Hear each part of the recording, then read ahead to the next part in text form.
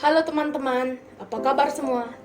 Kami dari channel The Zero Family akan membahas rangkuman cerita Train to Busan yang rilis tahun 2016. Bagi yang belum menonton, ini adalah sedikit spoiler dari film. Yuk tonton sampai selesai.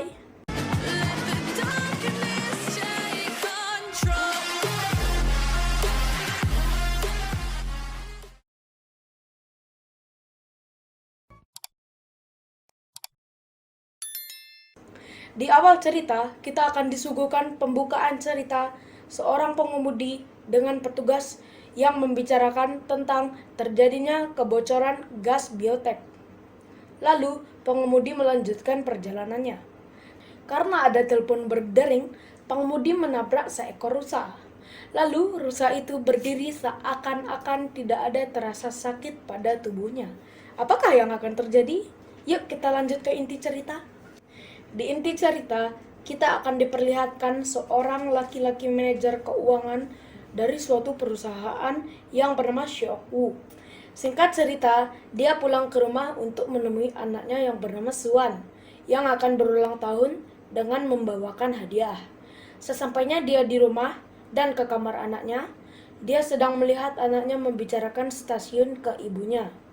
Lalu mereka membicarakan tentang keinginan anaknya yang mau merayakan ulang tahunnya bersama ibunya di Busan. Karena kesibukan si ayah, dengan tegas ayah menolak. Lalu si anak menjawab, bersama ayah ataupun tidak, Suan akan tetap pergi ke Busan. Setelah percakapan itu, ibu dari Seok Woo menunjukkan video anaknya bernyanyi Aloha Oe. Dia hanya bernyanyi pada bagian awal saja, lalu kehilangan konsentrasi karena tidak melihat kehadiran ayahnya. Seok Woo merasa bersalah serta dapat nasihat dari ibunya. Akhirnya, dia memutuskan akan bersama anaknya berangkat ke Busan.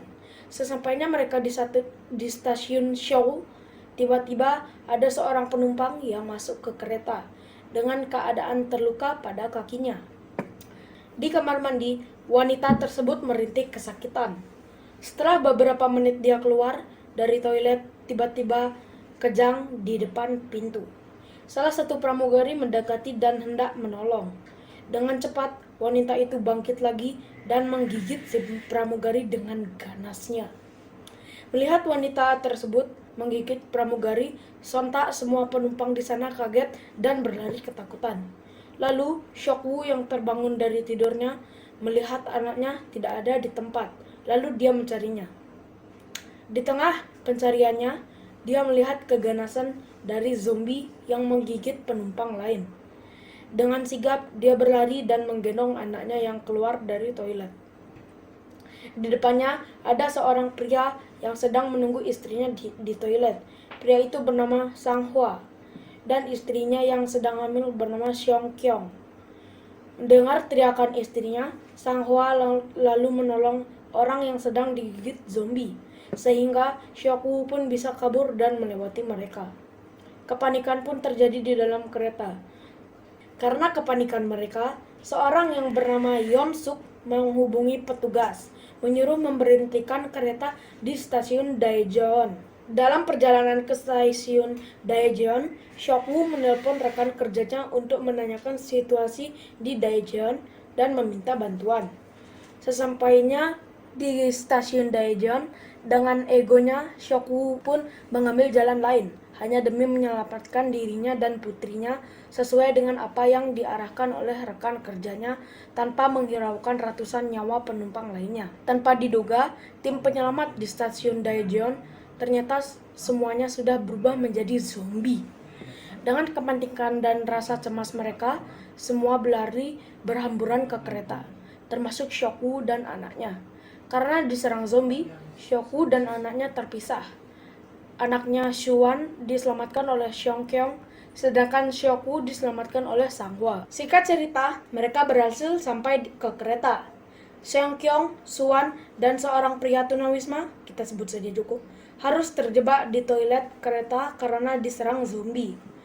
Akhirnya, Seongkyong menelpon suaminya yang sedang bersama Seokwoo untuk meminta pertolongan. Akhirnya, mereka bergegas untuk menolong istri Sanghwa serta anak Seokwoo, dibantu oleh anak sekolahan yang bernama Yongguk yang juga terpisah dari temannya yang bernama Jinhae.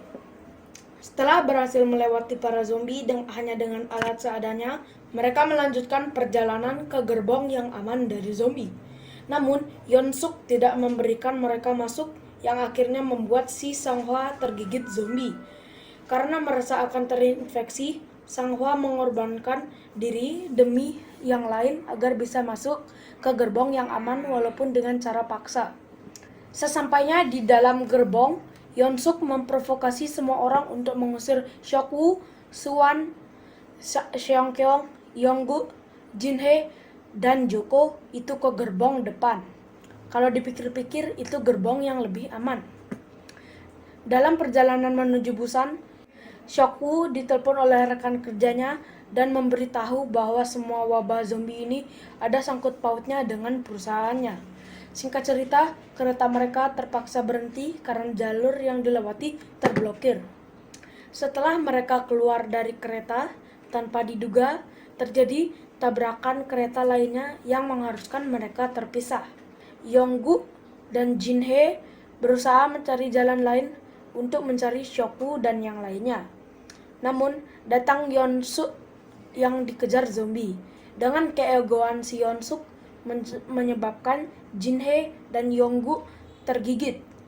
Sedangkan Seokwoo, Seongkyong, Suwan, dan Joko terjebak di bawah himpitan kereta yang dipenuhi zombie. Melihat ada kereta yang bergerak, Yeon-suk berlari ke kereta. Namun dia terjatuh. Melihat zombie mendekati Yeon-suk yang terkapar, masinis berusaha menolongnya. Tapi masinis malah dilempar ke arah zombie oleh Yeon-suk. Dan Yeon-suk tetap melarikan diri ke kereta tanpa menghiraukan masinis yang sedang digigit oleh zombie. Seokwoo yang masih terhimpit kereta berusaha menyelamatkan diri dari himpitan kereta. Joko mengorbankan dirinya demi Seokwoo, Seongkyong, Suwan agar selamat. Setelah mereka keluar dari himpitan kereta, ratusan bahkan ribuan zombie mengejar mereka yang ingin naik ke kereta yang dikendalikan oleh Yeon-suk. Sesampainya di sana, dia mendapati bahwa Yeon-suk hampir menjadi zombie seutuhnya, yang mengharuskan Seokwoo bertarung melawan Yeon-suk. Demi menyelamatkan Seongkyong dan Suwan, Seokwoo rela mengorbankan dirinya digigit oleh Yeon-suk. Karena merasa bersalah atas semua kejadian ini, serta tidak ingin membahayakan putrinya dan Seongkyong, dia melompat tepat pada saat berubah menjadi zombie. Di akhir cerita, kereta mereka terhenti karena terhalangi blokade yang berisikan mayat zombie. Suwan dan Seongkyong melanjutkan perjalanan melintasi terowongan. Cerita diakhiri, Suwan dan Seongkyong diselamatkan oleh tentara. Oke, mari kita menyimpulkan isi cerita film ini. Menurut kami, hikmah yang kita petik dari film ini adalah pentingnya perhatian orang tua kepada anak dibandingkan hanya memberi materi saja, serta solidaritas kepada sesama itu penting. Sekian video kami, jika ada salah kurang silakan komen di bawah. Jika kalian ingin merequest rangkuman film lain ataupun alur film lain yang kalian suka dan reviewnya bisa tulis di kolom komentar. Sekian dari kami, ciao!